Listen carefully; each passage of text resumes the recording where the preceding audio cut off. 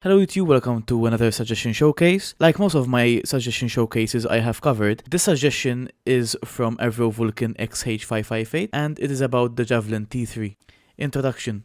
It is quite common in the world of aviation for a trainer version of a newly produced fighter aircraft in order to ease the transition of student pilots into frontline squadrons, and the Javelin was no different. Despite not having an eventful career, the aircraft starred valiantly in its role. This is its story. Description. In the late 1940s, it became quite clear that a replacement was necessary for the night fighter variants of the de Havilland Mosquito. This program would eventually lead to the Gloucester Javelin, with the night fighter variants of the Gloucester Meteor taking over in the interim. The Javelin was unique in many aspects upon entering service, being the first aircraft with a Delta wing to enter frontline service with the Royal Air Force. This meant that it possessed certain performance characteristics not present on the contemporary aircraft of the time. These included unique handling characteristics at low speeds, as well as the need to maintain high angles of attack at low speeds in order to maintain lift. In addition to this, pilots were meant to practice instrument flight approaches in order to prepare for landings at night and in bad weather, as the Javelin was used as an all-weather, day and night interceptor. A requirement for a dual control variant of the Javelin was ordered in 1951, with the prototype taking flight on the 20th of August 1956, and the production variant on the 6th of January 1958. The main differences between the T3 and the fighter variants were a redesigned canopy with improved visibility for the instructor, who sat in what's the navigator's position, with the radar display being replaced by a set of controls for the instructor. In addition to this, a periscope was added for the instructor in order to monitor gunner practice and provide extra vision during takeoff, landing and taxiing. The AI-18 radar was removed from the nose section, replaced by a simple ranging radar for the guns, similar to what was on the Hunter. To counteract the now changed center of gravity, the fuselage was lengthened, which also allowed the addition of extra fuel tanks. The Javelin T3 also received